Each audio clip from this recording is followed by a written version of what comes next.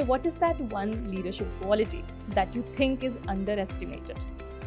So, in my view, I think it's humility, because once somebody attains a certain position, I believe they think that they have arrived. And in my view, no matter where you are, whether you're a beginner, a fresher, mid-career person, or a CXO, you can be a leader. You don't have to have a position or a title which makes you a leader. And irrespective of where you are in the corporate hierarchy, staying grounded and being humble is always something which stands you in good stead. Because I think it helps you stay connected with people in the organization, makes you accessible to them, and you can feel the pulse of the organization. So, this has got nothing to do with only human resources. I think it's often misunderstood that, people in HR need to have this and everybody else can do whatever they want. In my view, I think any leader, if stays grounded and humble, is going to go places. Absolutely. Also, I want to know what's your take on a 70-hour, 90-hour work week. That has been a huge debate lately, right? So, what's your take on that? Is that a productivity hack or a burnout trap?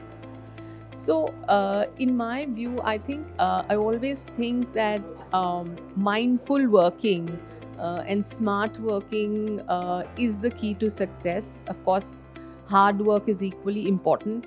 And trust me, nobody ever died of working hard. I can vouch for that. Okay. I'm not a huge fan of 70-hour, 48 hours, 90 hours, etc.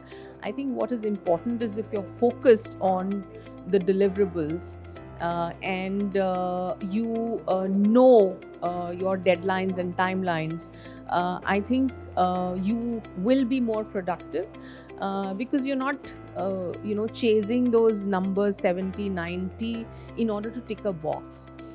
You are more focused and more result oriented, and focus on the deliverables and the delivery, which will not impact the quality of output. So, error free and quality of output is more important than complying with whatever work weeks according to some people or even by law. Some people achieve a lot more in shorter periods of time, but they put themselves under tremendous pressure. Others like to pace it differently.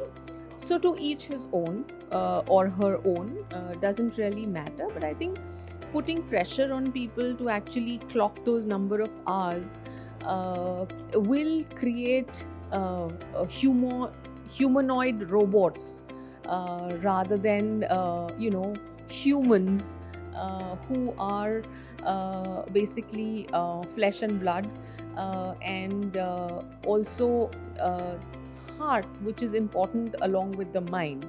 So I think the soft and the hard part of any employee actually defines the DNA and the culture of the organization. So I think you have to stop creating robots out of human beings and treating them as humans, and focusing on productivity, innovation, blue sky thinking, and being more result oriented.